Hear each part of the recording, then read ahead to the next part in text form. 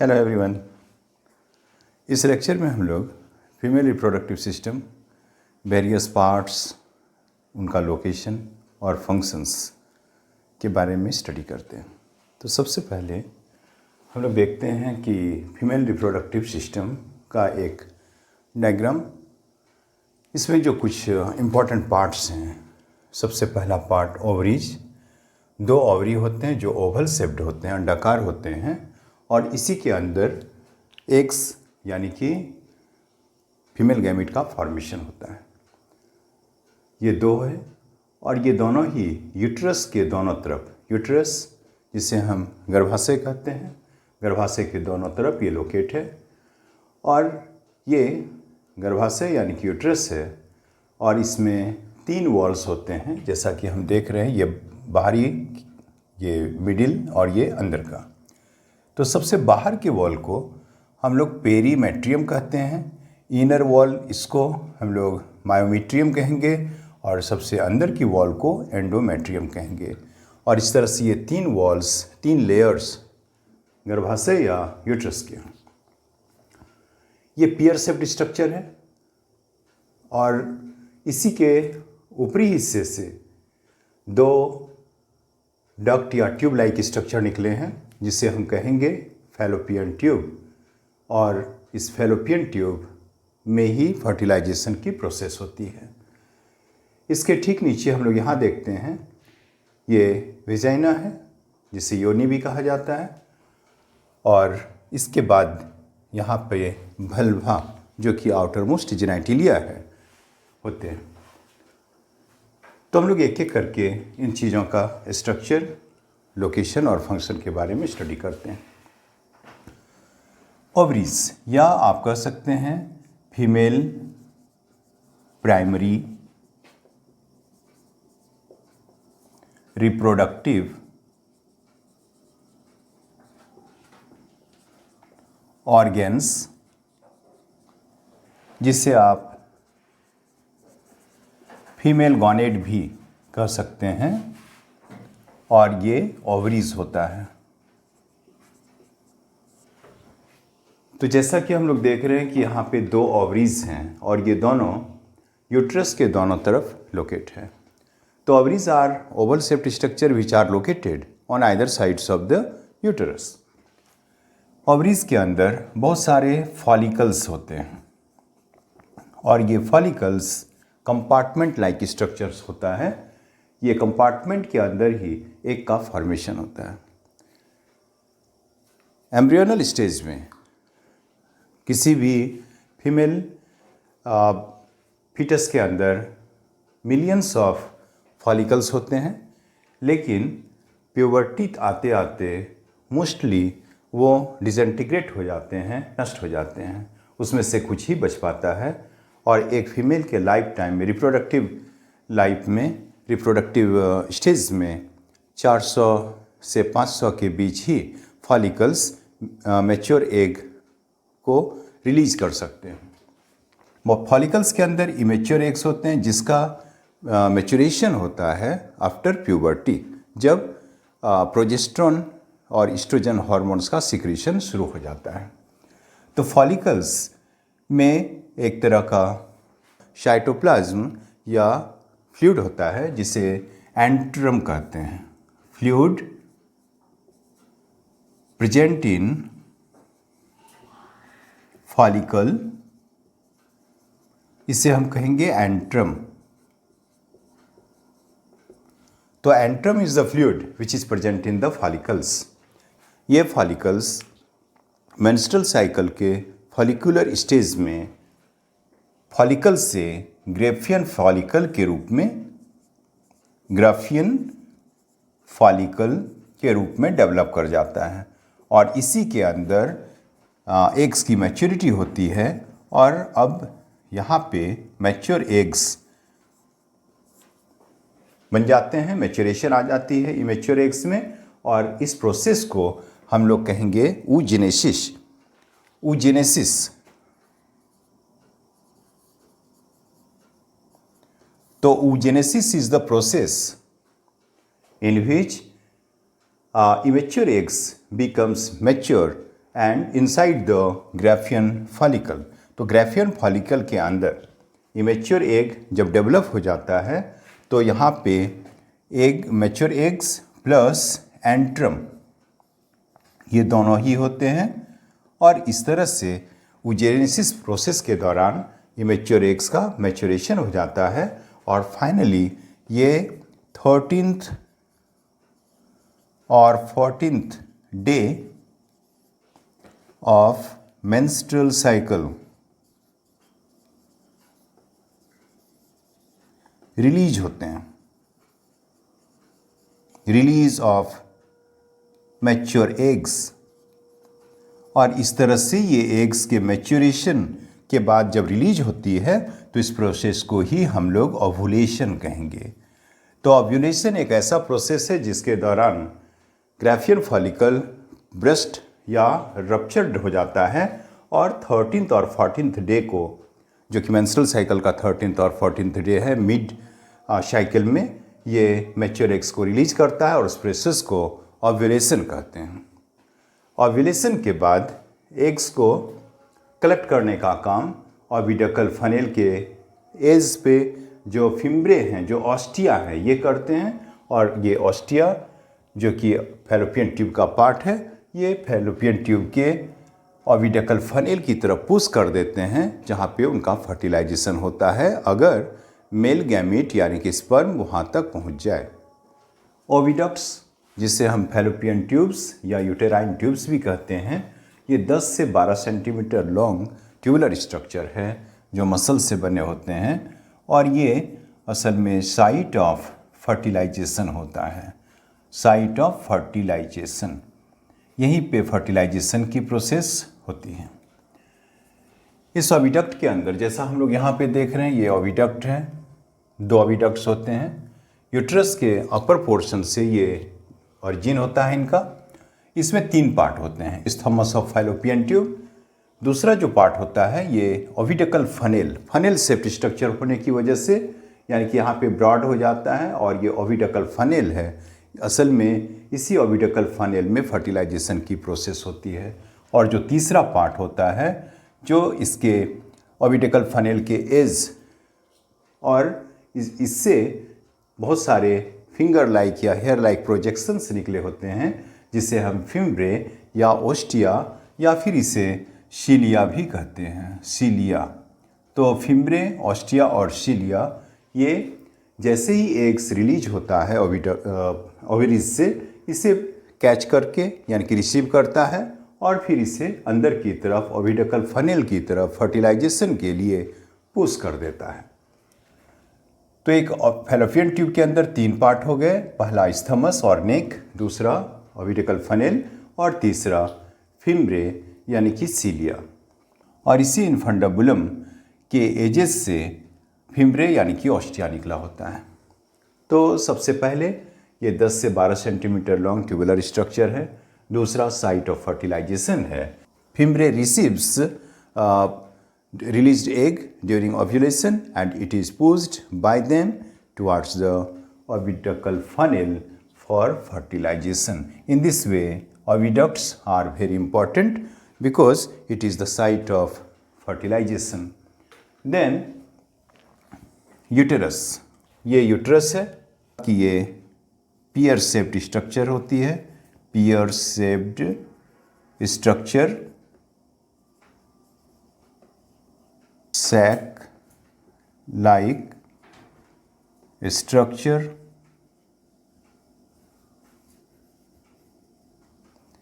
इसकी लंबाई 7 centimetre long और 5 सेंटीमीटर वाइड या ब्रॉड। तो ये 7 सेंटीमीटर इंटू 5 सेंटीमीटर इसकी डायमेंशंस है, length 7 centimetre and broad in upper portion 5 centimetre. ये मस्कुलर स्ट्रक्चर है, muscular structure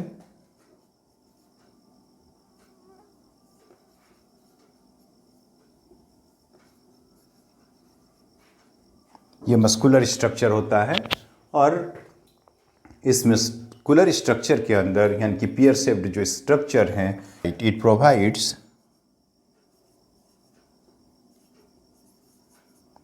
site for growth and development of the foetus. तो फीटस या एम्ब्रियो के लिए ग्रोथ मतलब वृद्धि और डेवलपमेंट विकास के लिए ये एक साइट यानी कि स्थान प्रदान करता है कि इसका जो निचला हिस्सा है जो नेक लाइक स्ट्रक्चर कहलाता है, इसे सर्विक्स, सबसे नीचे की तरफ सर्विक्स होता है और ये सर्विक्स यूट्रस का निचला हिस्सा है। आपको याद रखना है कि सर्विक्स और विजाइना आपस में मिलके बर्थ कैनाल को प्रोड्यूस करते हैं और इस तरह से चाइल्ड बर्थ में ये हेल्प करते हैं। तो cervix is the lower portion और neck like structure of uterus. Next organ is vagina. ये 10 से 15 सेंटीमीटर लॉन्ग मस्कुलर स्ट्रक्चर होता है। Tubular structure, muscular tubular structure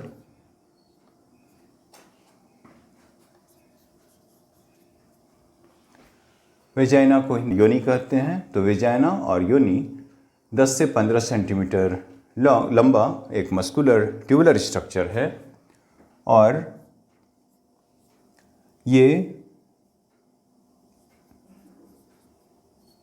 mail penis को रिसीव करता है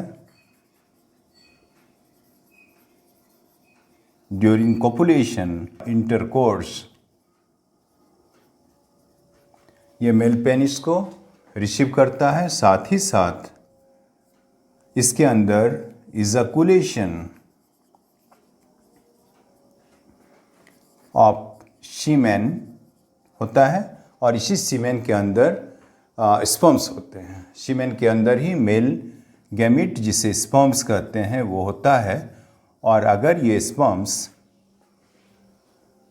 13th और 14th डे को इस ओविटिकल फनेल तक पहुंच जाए तो फिर फर्टिलाइजेशन की प्रोसेस होती है और अगर स्पर्म्स 13th और 14th डे के करीब इस ओविडक्ट में नहीं है तो फिर फर्टिलाइजेशन इस एग का नहीं हो पाता।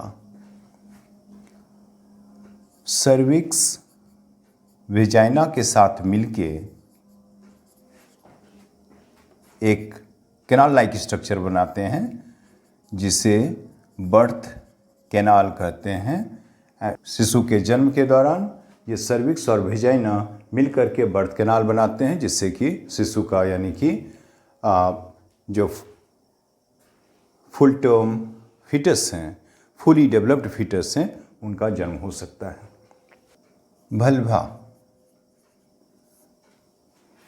भल्भा जिसे हम लोग एक्सटर्नल जेनाइटेलिया भी कहते हैं, एक्सटर्नल जेनाइटेलिया, एक्सटर्नल जेनाइटेलिया, इसके अंदर 2 ओपनिंग्स होते हैं, एक वेजाइनल ओपनिंग और दूसरा यूरेथ्रल ओपनिंग। तो वल्वा के अंदर 2 अलग अलग ओपनिंग्स होते हैं, पहला यूरेथ्रा के लिए जो कि यूरिन को डिस्पोज करने में हेल्प करता है और दूसरा वेजाइनल ओपनिंग जो कि वेजाइना का द्वार होता है, ओपनिंग होती है। इसके अंदर यूरेथ्रल ओपनिंग के पास क्लाइटोरिस होता है और ये क्लाइटोरिस को हम लोग इक्विवेलेंट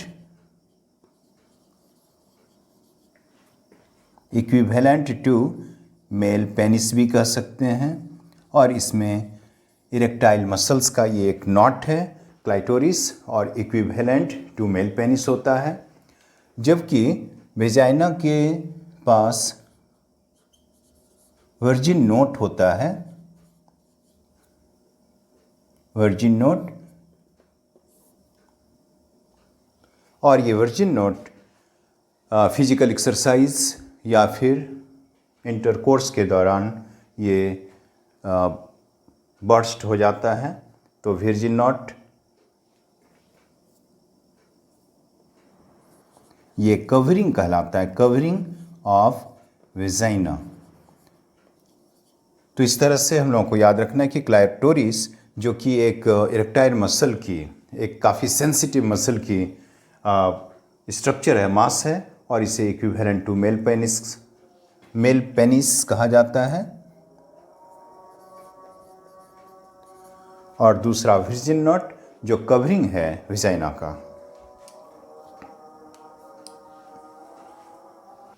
वल्वा के अंदर 2 फोल्डिंग्स होते हैं और इसमें से पहला लेबिया माइनोरा जिसे लेसर लिप्स कहते हैं और दूसरा लेबिया मेजोरा जिसे अपर लिप्स कहते हैं, और इन दोनों को हम लोग मेल स्क्रोटम के इक्विवेलेंट मानते हैं। Means these 2 foldings are equivalent of the male scrotum.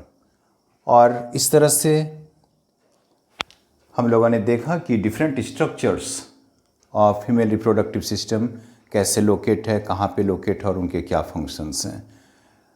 Hormones secreted bye